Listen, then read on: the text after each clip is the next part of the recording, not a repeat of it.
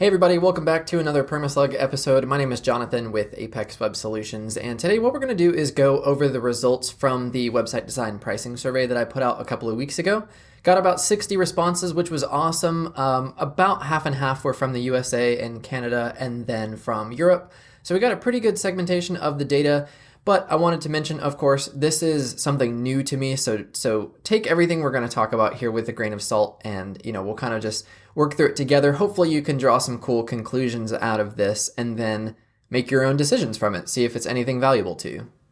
All right, you guys don't need to see my ugly mug, so I'm getting rid of that and we'll just roll right into this. So like I said, before we get started, this is not going to be perfect. I'm calling myself a budget statistician here, so this is not something that I have ever done before or excel in any capacity.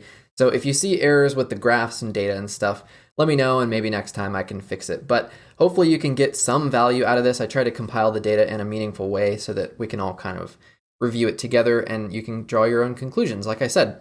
So first of all, I asked, what do you consider yourself as, a business owner, kind of individual? And most of the people said freelancer. As you can tell, a few people consider themselves agencies and freelancers.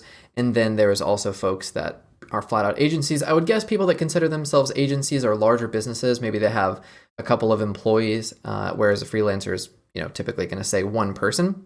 The next question I asked was hourly rate for your website work. And I segmented these out in a few places where we're talking about values into USA and Canada, and then with Europe. I unfortunately didn't get enough responses from other regions around the world like Asia and Oceania and stuff. So these are going to focus on USA and Canada and Europe. And then everything you see is in US dollars. So I did ask people to submit their numbers in US dollars, but in cases where they didn't, I went ahead and converted it into USDs. So you'll have to convert that into your particular currency. But as you can see, for the USA and Canada, the typical hourly rate for website work is somewhere between, I would say, in the $75 range. Again, because this is my first time, I probably should have just made this a number only field for people to put in a number so that we could have gotten an actual average out of this. But I would say somewhere in that like $75 an hour range seems pretty accurate. And then we had a few kind of outlier folks, as you can see, in the higher end of the $100 range, $175 to $200. Not sure what that includes, but that seems pretty high. I've never heard of anybody getting away with that. So that is potentially an outlier piece of data. This graph here, I tried to add in a little line to show sort of the average, if that makes any sense. And obviously there is an overwhelming average of $25 to $49 an hour for people in the EU, but it is probably on the lower end of the side as compared to the US. You can see the 25 to 50 and then 50 to 75 are pretty typical ranges, but it's really interesting to see the comparisons here. If we jump back to the US side real quick, it's much closer to $100 an hour.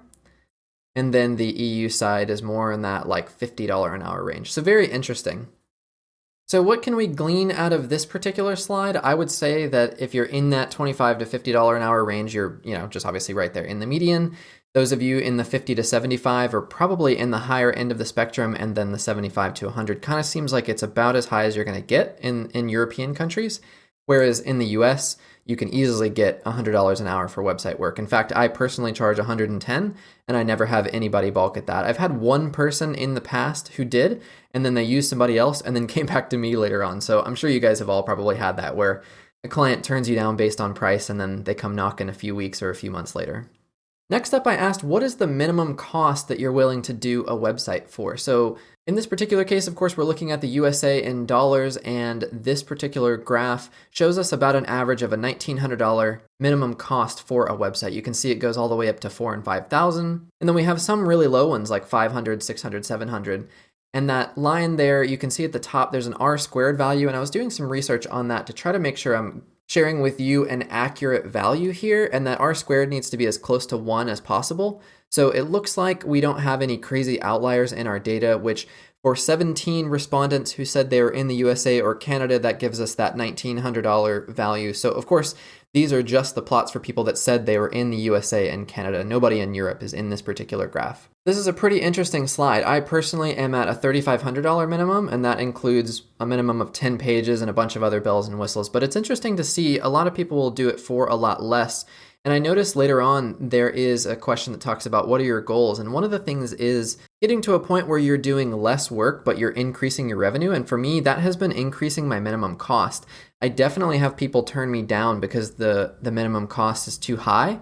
But the people that do say yes, I end up making up for that, and I'm doing less work as a result, which is really cool. So of course we had way more people that responded from Europe, and with that, the plot looks like it's a lot lower, so I probably should have decreased that.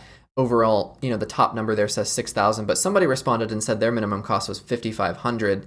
So that's why there's such a high number, and I let that kind of go off the graph here. But as you can see, the average of 29 respondents said $980 becomes the average. So about $1,000 is the minimum for a site in Europe, which I think is pretty interesting.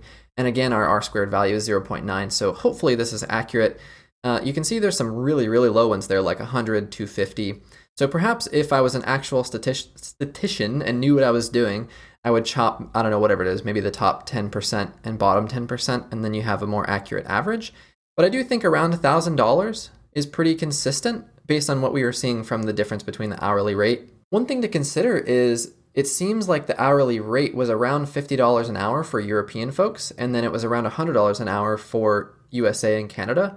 And that would be pretty consistent with the minimum website cost. You remember the USA side was $1,900 and the European side is $980. So it's about double. So I don't know if I'm drawing a conclusion that doesn't really exist there, but it is really interesting to consider there's a parallel between those rates, which I found really interesting. So this particular question, you can see there's a WW in the front, which meant worldwide. So these are everybody that responded, not segmented out by region, because a question like this doesn't matter as far as where you live. This particular question I found super interesting because I do typically try to maintain any site that I build because of the fact that it amounts to a really fantastic monthly recurring revenue. And then also at the end of the year, it will make up a surprising amount of revenue for you if you go back and take a look. For me, it accounts for about 18 or 20% of my annual revenue, which is amazing. And a lot of these clients don't typically ask for very much. The ones that do, you can just simply give them the provided allotment of time that you have, and then once that's exceeded, they're either going to say yes to additional billable time to make changes on a monthly basis, or they're going to say no, and that works out perfectly for you. The next question I asked was connected to the previous one, which was whether or not you host your client sites, and this is the minimum that you're willing to do that for. So if you have like a monthly maintenance and hosting package, what does that minimum cost for you? You can see the USA and Canada average is about $92 per month. For me, for a long time, I was doing $75 a month, and that included an hour of labor as well. But what I found was that there was people that took advantage of that time, so it ended up not really working out for me. And I bumped that to $99 a month. It includes hosting on Cloudways, SSL, all the bells and whistles, plus an hour of labor for that $99 a month. And I have it on auto bill on the first of every month. So that for me is really fantastic. I do have some clients that request regular updates, but there's a ton of them that also don't ever contact me. And if they do, it's every 3 or 4 months. So whenever they ask for that seldom update, I just get it knocked out really quickly and they always stay happy. And it's a fantastic piece of revenue for my business. The parallels kind of continue, like I mentioned, with the differences being about 50% in terms of the US and Canada versus Europe. So here we have the average monthly cost for a maintenance and hosting plan in Europe, and it's about $57 per month. We do have some really high outliers up there, 200, 250, and I think there was even a 500. If you take that average, 57 or 50, 60, wherever you want to be in there, you can just see it plotted out. There's a pretty consistent cost there. So that's really interesting. This isn't quite an apples to apples comparison because, some folks are going to include some things that others don't. So hopefully there's a bit of a similar comparison here because we're just comparing what is the absolute minimum that you're willing to do it for, regardless of whatever actually comes with it. This particular question I found super interesting because obviously the overwhelming majority of people said no, they won't host and maintain a site that they did not build. And I totally get the logic there. I would assume most people are selective with what they take based on those that said yes. But for me, in the few cases that I have done it, what I found is in time, whether it's 6 months or 2 years later, they're going to want a website refresh, and because you're the one maintaining it, they're going to call you, and I've never had somebody turn me down. When they're ready for a website refresh, it pretty much doesn't matter what the cost is because you've built that trust, and you've been there for them for however long maintaining the site. They're just going to use you, which is awesome. For those of you guys that said no, and for people that aren't comfortable maintaining a site you didn't build, I would just be selective about what it is. If it's a site built on some ancient framework and it just doesn't really work that well, or if it's an out-of-date theme that doesn't have a license key attached to it, obviously there's going to be some caveats there, but I would encourage you guys to at least consider hosting and maintaining some sites that you didn't build because it can turn into good revenue for you down the line. Likewise, of course, it can turn into a massive headache, so there is a bit of a caveat. It's kind of up to you, but I have had quite a few cases where, like I said, eventually people come for full website rebuilds. This question, what types of sites do you focus on? I probably could have worded a little bit better or made the responses a bit more accurate, I guess. But in terms of a custom site, that to me is either something that you hand code or it's not based on a theme, or you're using something like Oxygen Builder, which I imagine many of us watching this video are doing, including myself. So I do consider that a custom site. Things like a simple site to me are like a small business, 5 or 10 pages. And those are what I really like to focus on because I can churn them out so quickly. And it just works out to be really good revenue and also time spent. Whereas the e-commerce sites, yes, typically do have a higher dollar value, but they are so much more complicated for me. And often the client wants more than they're willing to pay for. And I've just had so many e-commerce projects go wrong that I just don't feel comfortable taking them on anymore. So those of you that do, I would be interested to know what your minimum cost is for an e-commerce project, but it seems pretty similar across the board. People don't really have a preference for what kind of site.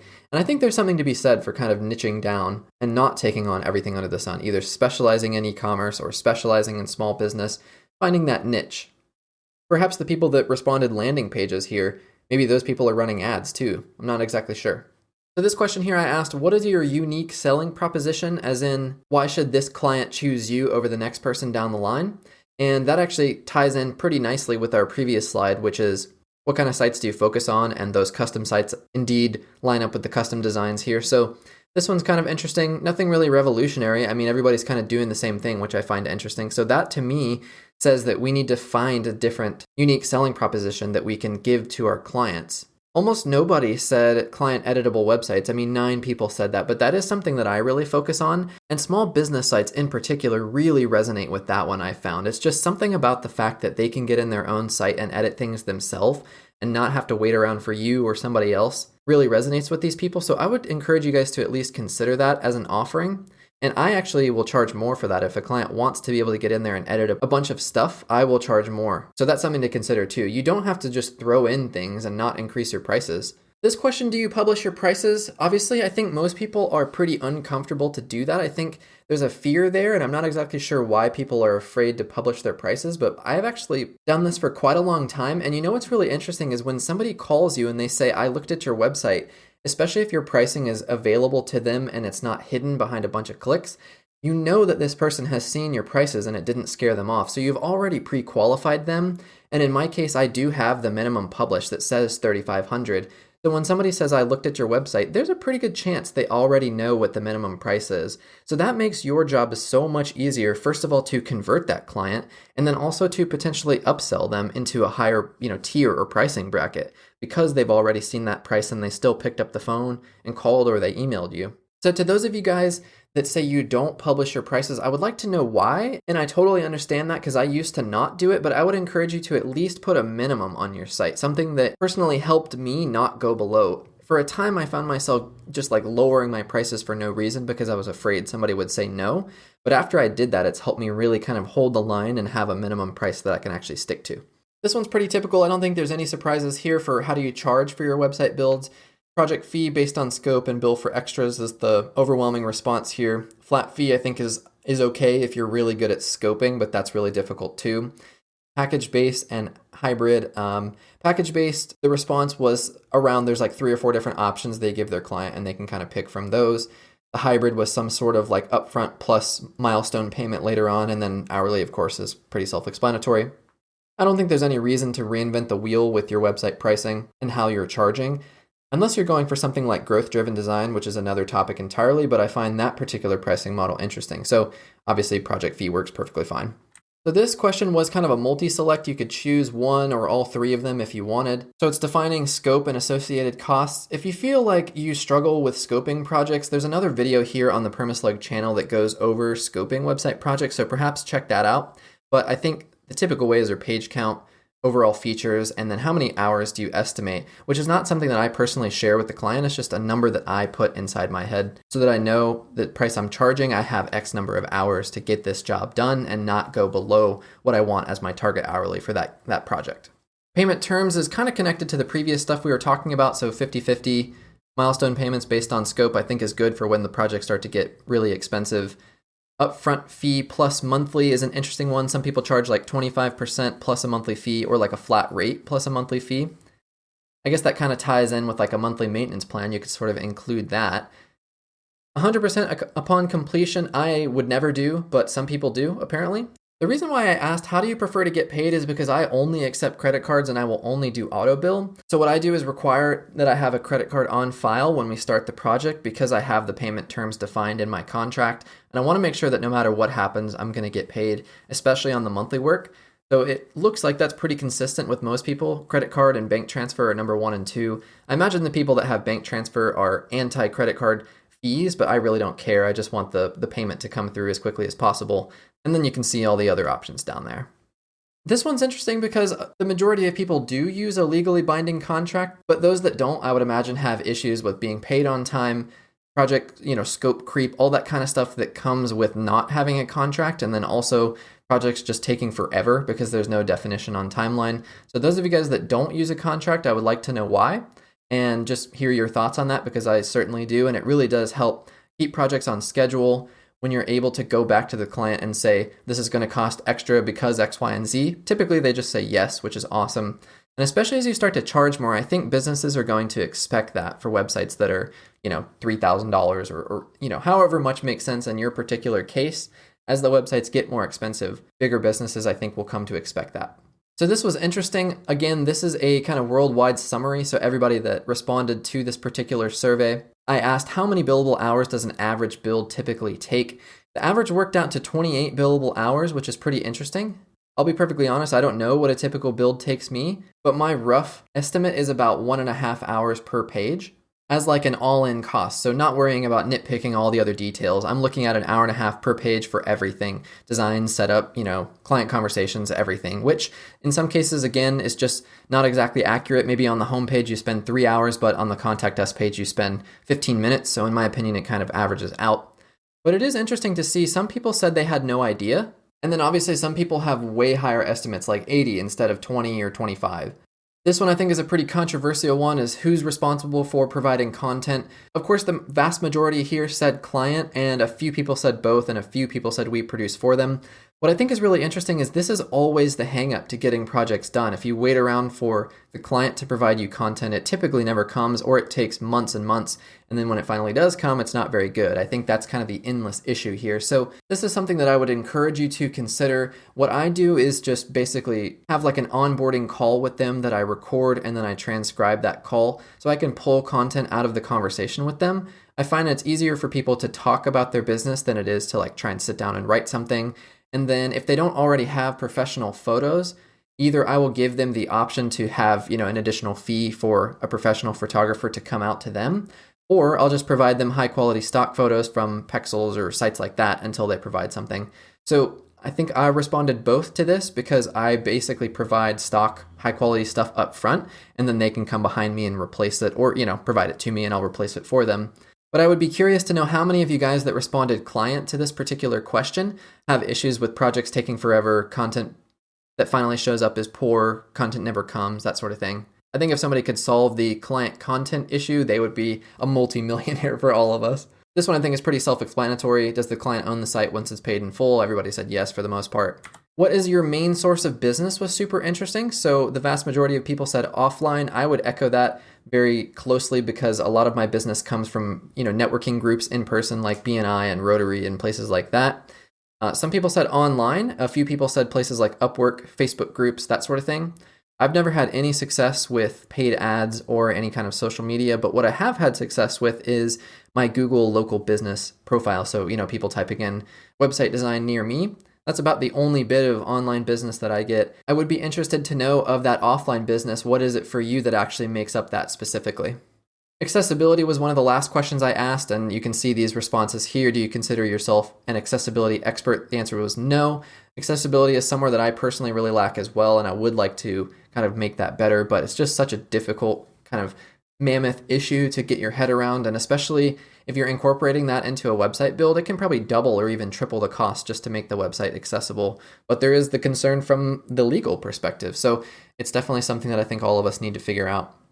Goals for 2021 and beyond, I think, is pretty self-explanatory. Everybody wants more clients and everybody wants to increase their hourly rate and fees. But what's interesting is not very many people had a response that echoed the very last one there, which says work on fewer projects but increase revenue, which is interesting because a few people did respond that, and that's more or less what I was just describing, where you increase that minimum. So a lot of people will turn you down, but you make up for it in the fact that you're doing fewer projects at a higher rate. It's not really that revolutionary, but it is very difficult to have people say no and let them walk away. But once you do that, I promise you, your quality of life goes up, you'll make more money, and it's just so fantastic to be able to say no to projects because, typically people that have the super low budgets turn out to be the worst clients. So that's about all I have. Hopefully you guys have been able to glean something of value out of this. I absolutely love the conversations around pricing and selling and that sort of thing. So if this is something you guys would like to see more of, please let me know. Also, give me your feedback in the comments. What do you think worked well? What didn't work well? And I'll look forward to seeing you guys in a future video. Thanks for watching.